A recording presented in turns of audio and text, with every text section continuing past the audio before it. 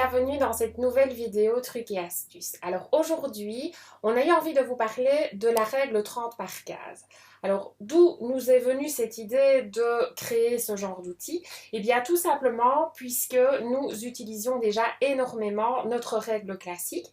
On a eu envie de créer une version améliorée, une version XL, donc plus haute, vu que celle-ci fait 15 cm de haut par rapport à celle-ci qui n'en faisait que 4. Et on a eu aussi envie d'y placer une multitude de repères de façon à ce que vous puissiez travailler avec une grande précision. Donc au niveau des repères en chiffres, donc vous avez les chiffres de 0 à 30 des deux côtés, aussi bien du côté biseauté que du côté plat. J'y reviendrai plus tard aux deux côtés différents. On a aussi des repères au niveau de la hauteur, et là vous avez des deux côtés et au milieu. Et vous avez à chaque fois le double repère, donc vous avez chaque fois les deux chiffres. Donc là vous voyez... Non, vous ne voyez rien. Je vais faire une mise au point. Voilà. Donc ici, on a A, 14, 2, 13, 3, 12 et ainsi de suite. Alors, tant que je suis là au-dessus, donc vous voyez que sur les 5 premiers millimètres de part et d'autre, on a un petit quadrillage millimétré. Ensuite, les millimètres sont marqués, donc ici encore après, hein, vous avez chaque fois entre les chiffres les millimètres sur la hauteur, et puis vous les avez tous les 5 cm sur la hauteur comme sur la largeur. Vous avez aussi tous les millimètres qui sont marqués ici sur le côté de la règle avec du noir par-dessous pour que vous voyez vraiment bien vos chiffres. Donc voilà, ici on a vraiment essayé de placer une multitude de choses, de repères, de lignes, de pointillés, de petits quadrillages, de façon à vous faciliter la vie. Et on a aussi joué avec les couleurs, ça j'allais oublier de vous le dire. Donc si je mets une feuille par en dessous, vous voyez que tous les centimètres, vous avez des traits rouges, un quadrillage rouge, et tous les demi-centimètres, vous avez un quadrillage noir. Donc là aussi, pour pouvoir encore vous donner des repères supplémentaires. Alors ces repères, vous allez pouvoir vous en servir, par exemple, pour tracer un cadre sur une réalisation. Ici, précédemment, si vous vouliez, par exemple, tracer votre ligne à 5 cm du bord, eh bien, qu'est-ce que vous deviez faire? Vous deviez prendre un repère et le placer à 5 cm d'une part, faire la même chose de l'autre côté, replacer le deuxième repère, et puis relier vos deux poids de repères. Ici, vu que la règle est plus profonde, eh bien vous allez tout simplement déposer votre règle avec le repère de 5 cm contre le bord, sur le bord de votre réalisation, et vous pourrez tracer votre trait directement. Donc vous allez gagner du temps, bien entendu. Pareil, si vous voulez travailler à 4 cm,8, hein, vous vous placez chaque fois bien tous les 5 cm sur le bon repère et vous savez travailler au millimètre près. Vous pouvez aussi, si vous le voulez, ici on est sur une page de 25 cm de côté, si vous le voulez, vous pouvez aussi très bien vous dire, voilà, je veux laisser je veux tracer mon cadre et qu'il est chaque fois à 2 cm par rapport à mes bords verticaux, et bien vous allez commencer à 2 cm et vous arrêtez à 23 cm en plaçant votre règle directement, correctement sur le repère ici de 25. Donc voilà, ça va vous faire gagner du temps tout en travaillant avec précision. Alors, vu qu'on est ici sur le traçage du cadre, on va peut-être reparler des deux côtés de la règle. Donc ici, pour tracer un cadre, je vais me servir du côté biseauté de la règle. Alors si je m'approche un peu, si je l'incline, vous voyez que le bord est biseauté. Alors, ça va nous permettre, si vous travaillez avec un crayon, ça va permettre de bien avoir une bonne visibilité par rapport à votre trait et travailler vraiment de façon très précise, très facilement. Si vous travaillez avec un marqueur peinture, par exemple, et là, c'est un contexte tout à fait différent, il faut faire attention de façon à ce que la peinture ne vienne pas s'infiltrer entre la règle et votre page, et à ce moment-là, ça risque de créer une bavure. Alors, qu'est-ce qu'on vous conseille? Eh bien, on vous conseille de retourner la règle de façon à avoir le bord de la règle qui ne soit pas en contact avec le bord de votre page. Et à ce moment-là, il n'y a aucun risque de bavure. Donc ça, c'est vraiment quelque chose de très important. Alors, lorsque vous avez utilisé votre règle avec un marqueur ou un feutre même, on vous conseille de toujours bien utiliser simplement un petit chiffon de façon à pouvoir essuyer le bord de votre règle. Pourquoi ça? Eh bien, tout simplement, de nouveau, pour ne pas faire de traces sur vos réalisations, sur les différents outils que vous allez utiliser en combinaison avec votre règle, mais aussi pour préserver vos feutres. Donc, imaginons que vous travaillez avec un feutre écriture et que vous utilisiez, par exemple, ici, une pointe relativement claire. Si vous utilisez une règle qui est sale, qui n'a pas été bien entretenue à chaque fois, eh bien, vous risquez d'avoir, mais ça, c'est avec toutes les règles, hein, pas spécialement avec celle-ci plus qu'une autre, mais c'est important de le savoir. On ne remarque pas quand c'est sale, sauf si c'est vraiment très très sale. Mais ici, vous risquez d'avoir une ligne qui vient se marquer sur la pointe de votre feutre et qui risque d'altérer la couleur si c'est un feutre clair au fur et à mesure que vous allez répéter cette mauvaise opération. Donc, chose à savoir, à garder en tête, donc pour garder déjà votre matériel bien en état, mais aussi le matériel que vous allez utiliser en combinaison aussi, bien entendu. Donc ça, voilà, quelques petites astuces par rapport au côté biseauté. Et alors, de l'autre côté, on a un côté plat. Et ce côté plat, il est muni d'une petite réglette en fer. Alors, à quoi est-ce que ça va nous servir, cette réglette en fer? Eh bien, tout simplement de l'utiliser en combinaison avec un cutter. Ok. Donc, à partir du moment où vous allez travailler avec un cutter sur ce côté-ci qui n'est pas protégé par la réglette, vous risquez d'abîmer votre règle si vous ne travaillez pas avec la lame de votre cutter bien parallèlement avec votre règle. Si vous travaillez légèrement en biseau, ce qui des fois peut arriver si vous êtes inattentif, et bien à ce moment-là, vous risquez d'abîmer votre règle.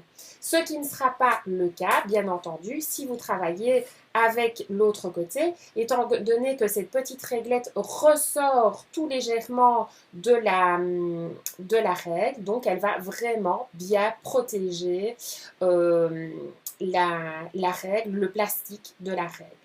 Donc ça, c'est vraiment quelque chose à bien garder en tête aussi. Alors, pourquoi est-ce que vous allez utiliser cette règle en combinaison avec le cutter? Eh bien, tout simplement pour découper une forme de papier, ou bien, si vous le voulez, par exemple, un autre exemple, vous allez pouvoir l'utiliser pour venir extraire une scénette de votre planche de scénette. Donc, vous pouvez travailler avec votre cutter droit, bien entendu, mais vous pouvez aussi travailler avec la règle et le cutter.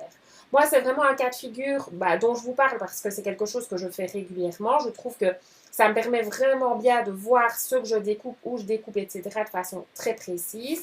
Et de nouveau, imaginons que je veuille découper cette scénette-ci. À certains endroits, des fois, on ne voit pas toujours bien le bord, la fin de la scénette.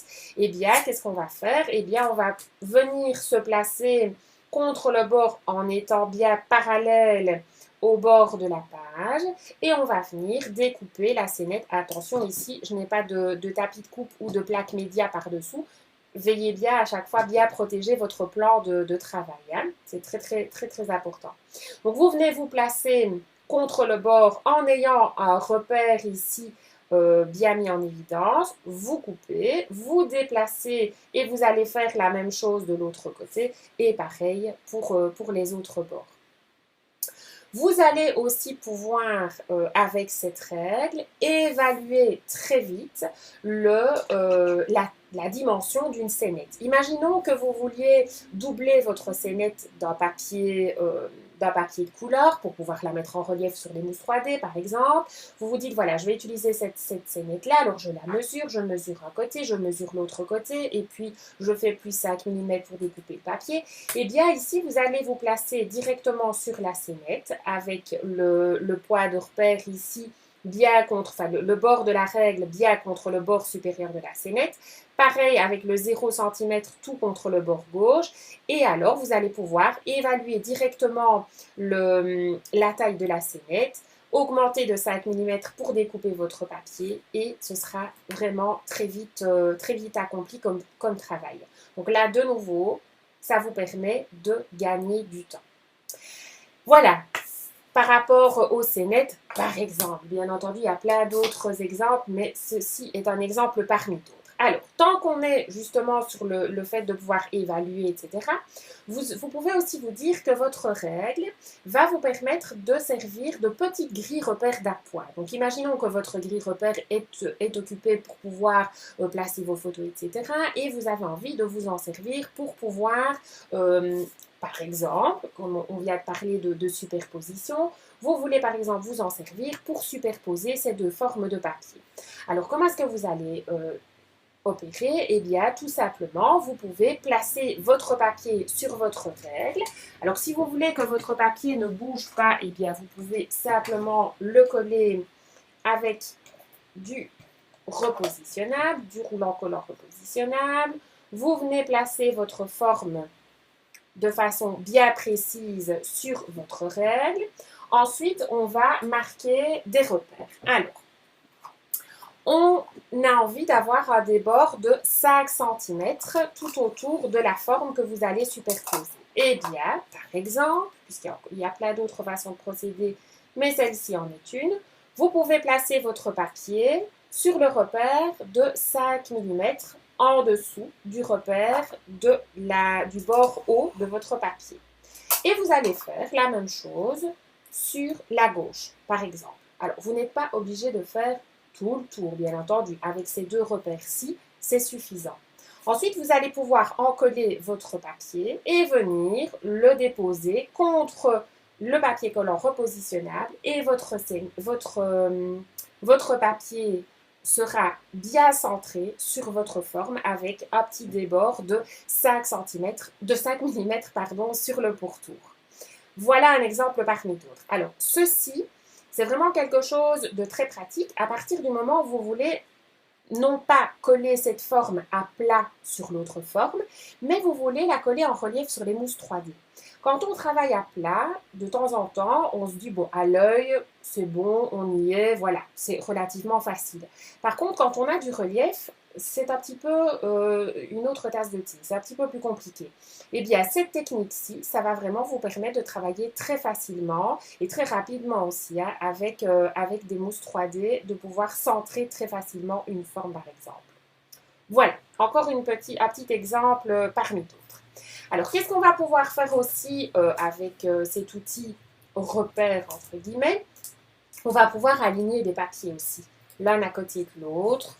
Par exemple, imaginons qu'on a ces deux papiers-ci. Ah, si je ne décolle pas ceci, ça n'ira pas. Hop. Si vous avez des petits résidus de colle sur votre plaque, pas de panique, il suffit simplement de les décoller voilà, simplement les faire rouler avec votre doigt. Ensuite, vous les éliminez. Votre règle, si elle est sale, un petit coup de savonnet et c'est nettoyé en 2 temps 3 mouvements aussi. Hein. Et donc ici, vos papiers, vous allez aussi pouvoir les placer facilement l'un à côté de l'autre. Donc imaginons qu'on veuille les coller comme ceci. Vous allez les placer l'un à côté de l'autre et puis placer votre papier collant repositionnable pour les fixer l'un à l'autre. Si vous avez peur que vos papiers bougent dans la manipulation, eh bien vous venez d'abord fixer votre papier ici, éventuellement fixer l'autre papier ici, et puis vous venez les chercher, coller l'un à l'autre comme ceci. Hein. Vous pouvez encore rajouter des étapes intermédiaires si vous ne vous sentez pas suffisamment à l'aise. Mais voilà, ce sont des bêtes petites démarches, mais ça permet de travailler vite et de pouvoir vraiment travailler précisément. Parce que bien souvent, quand on a des découpes droites comme ça et qu'il y a même que 1 mm de décalage avec une forme qui bascule sur le côté, bah, ça peut être vite vilain. Et voilà, donc c'est une petite astuce de façon à pouvoir faire de jolies choses bien raffinées. Voilà. Alors, qu'est-ce qu'on va pouvoir faire d'autre avec cet outil-là? Eh bien, on va pouvoir faire quelque chose qui n'est pas forcément l'utilisation première, mais bon, vu qu'on est dans une petite vidéo trucs et astuces, c'est le moment d'en parler, bien entendu.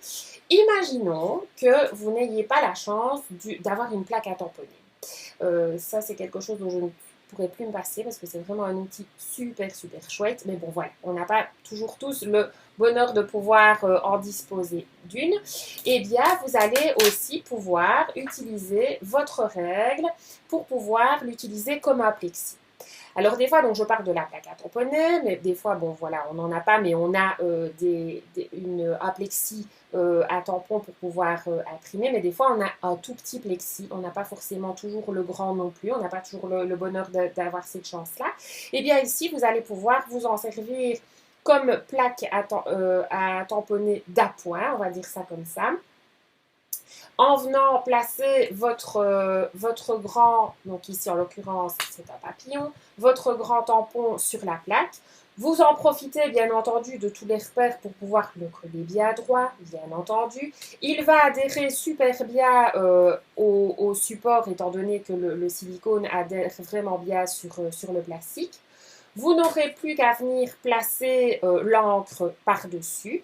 Ensuite, vous placez votre papier par-dessous. Alors, fatalement, de nouveau, on en profite avec tous les repères de façon à bien positionner le papier par rapport au papillon. Et on vient déposer le papillon. On appuie correctement sur l'ensemble du tampon. On retire et le papillon sera imprimé. Bien entendu, là, il ne l'est pas puisque je n'avais pas mis d'encre. Hein, il n'y a pas de secret.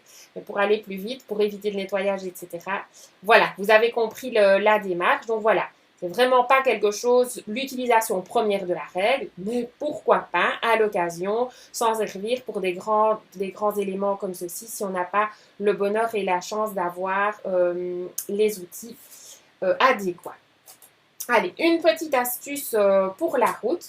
On va aussi pouvoir s'en servir de cette règle pour jouer avec les couleurs. Alors ici, qu'est-ce que j'ai fait? Eh bien, je vous ai préparé quelques petites réalisations, on va dire ça comme ça. C'est quand même une réalisation, même si c'est loin d'être abouti. Donc en fait, qu'est-ce que j'ai fait ici? Eh bien, j'ai jonglé avec des aplats d'encre. Alors, les aplats d'encre, eh bien, on peut les réaliser avec les encres d'icing, que ce soit sous forme d'encreur ou sous forme de spray. Donc, pour ce modèle-ci, qu'est-ce que j'ai fait? Eh bien, j'ai tout simplement pris mon encreur, j'ai tapoté sur ma règle, j'ai retourné mon papier, j'ai bien appuyé et voilà ce que ça a donné. Pour ceci, j'ai fait la même chose, mais entre les deux opérations, eh bien, j'ai ajouté un petit peu d'eau grâce à un spray, tout simplement. Et puis, j'ai retourné le papier et j'ai fait le transfert de couleur. Et ici, j'ai travaillé avec le spray et un peu d'eau aussi.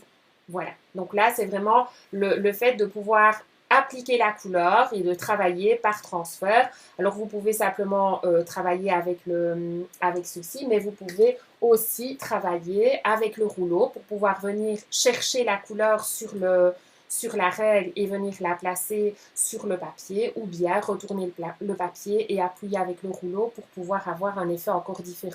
Pourquoi pas? L'un comme l'autre va vraiment donner de très chouettes résultats. Et alors, le petit avantage ici de la règle, c'est le fait que d'un côté, vous avez la règle qui est toute lisse, mais de l'autre côté, vous avez le petit quadrillage. Lorsque vous passez votre doigt sur le quadrillage ressort légèrement. Et donc, vous allez avoir, mais là, il faut que j'approche vraiment les papiers de très près. Pas que je raconte de bêtises parce que j'ai travaillé des deux côtés. Ah, ici, ça se voit particulièrement bien. Il faut que ça se voit très fort parce que la caméra ne voit rien. Donc ici, en fait, vous retrouvez en fait le quadrillage de la règle sur l'aplat. Et c'est vraiment quelque chose de très chouette. Ici, on le retrouve aussi ici sur le côté. Vous voyez le quadrillage qui ressort. Donc c'est un petit effet supplémentaire dans votre aplat de couleur. Donc voilà, ça peut être bien chouette aussi. Donc voilà, et bien je vais m'arrêter là pour aujourd'hui, malgré le fait que je pourrais encore vous en parler longtemps parce que c'est vraiment un outil que j'ai toujours sous la main parce que tellement il est pratique et vraiment super efficace. Il me fait gagner plein de temps, il me fait travailler avec beaucoup de précision et ça déjà c'est vraiment quelque chose de très important dans notre discipline qui est le scrapbooking. Donc voilà, j'espère vous avoir appris des choses ou rappelé des choses parce qu'il y a des choses des fois qu'on sait mais qu'on oublie à force d'utiliser nos différents outils. Donc voilà, merci pour votre écoute, à bientôt!